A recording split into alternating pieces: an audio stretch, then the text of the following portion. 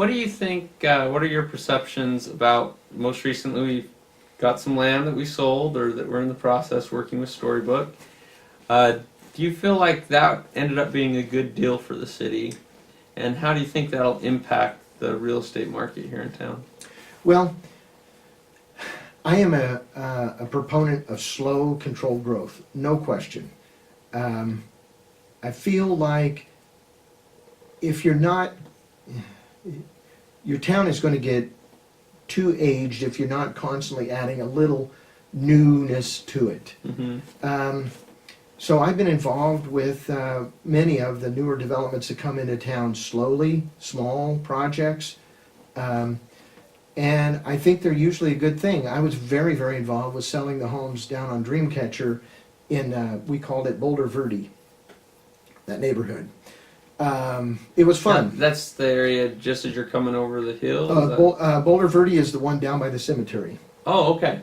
I know which one you're talking about. And that was a great project that went in. And it came in slowly, in a small project like that. Mm-hmm. And I don't think it caused any negative effect on our real estate market. It does create some movement, meaning maybe people move out of that house on Avenue C or Avenue F or whatever, Right. or Stacy, and they move into that new house. Well, that means they're selling their old house. So it did create some movement that way. But I did not see it affecting our values. And as long as you don't do too big a project, then I think it's a good thing. It was kind of fun. We did that Dreamcatcher project, Boulder Verde, at a time when the market was just starting to take off. It was a big, before the big peak, but it was just starting. And the people of Boulder City were so hungry for new homes. Right. We had so much phone call and so much interest that I told the builder that I think I'd like to do a lottery. You know, we'd seen this in other communities. Mm-hmm. So I had just expanded my office, so I had a big room that was open. And that was at 1000 Nevada Way still. And so one Saturday, we had publicized it very heavily. We had a packed house. And I had arranged for one of the machines with the balls. And Bob Ferraro, our mayor, was the MC who pulled the balls out of the machine. It was an awesome thing. What a great turnout. And he enjoyed that so much.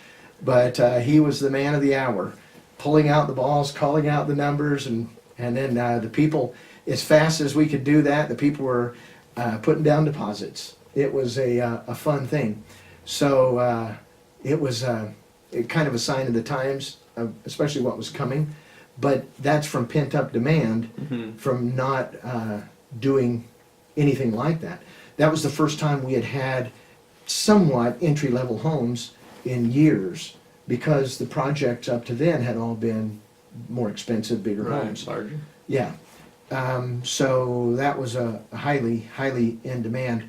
I see Storybook would maybe be a little bit like that. There'll be a lot of interest in that product. I think from my discussions with the builder to this point, purely just advisory, he seems interested in wanting to know what we had, what we'd like to see in homes, and he seems interested in trying to fit in Boulder City. One of his main guys down there is from Boulder City. Oh, okay. Jeff Gifford has worked with him for many years. Jeff built two different, very popular projects here in Boulder years back. So he's in tune with our town. Anyway, with that being said, I think overall it will be a good thing for us. And the fact that he's restricted on how many houses he can sell at a time, I think they'll go pretty quick, and before you know it, it'll be built out and everything will be back to normal.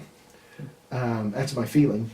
And I think You don't think it'll hurt the other homes throughout town? You don't think it'll be a drop as there's people wanting to go to the new ones and I don't think so. the old ones? I don't think so, because there's only 30 of them at a time, and you know, if anything, maybe it levels off. But he's not going to be selling those. You know, he's going to sell them for as much as he can. Sure. That's just the way they do things. So with that being said, you'll probably still be able to get a better bargain at a resale house. So maybe it'll create a little interest, but the bottom line is, for every move up, it'll open up a house for somebody else. That's kind of what I normally see. Or maybe somebody moving out of a big two-story, downsizing, retired couple or something. That'll free up a home for someone else. It's a good thing typically.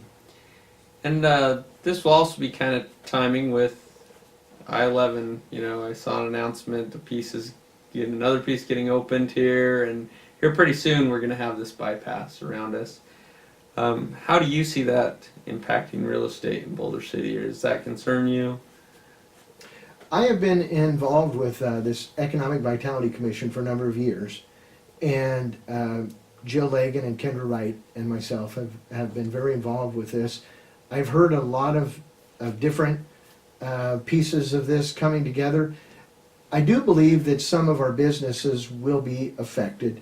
I do believe there might be some transition out on the highway, but at the end of the day, I think the bypass only makes Boulder City more desirable for people to live, especially if you're commuting to Vegas. I got backed up in a traffic situation just today, backed up to Railroad Pass, and those are the kind of things that should be over after that opens up in October. So I would hope that more people from Henderson and Vegas would realize they could live here and commute easier than they have in the past without risk of getting stuck in traffic or an accident at Railroad Pass, things like that. So I don't really see it affecting our real estate value, especially in a negative way. It could end up being a positive at the end of the day.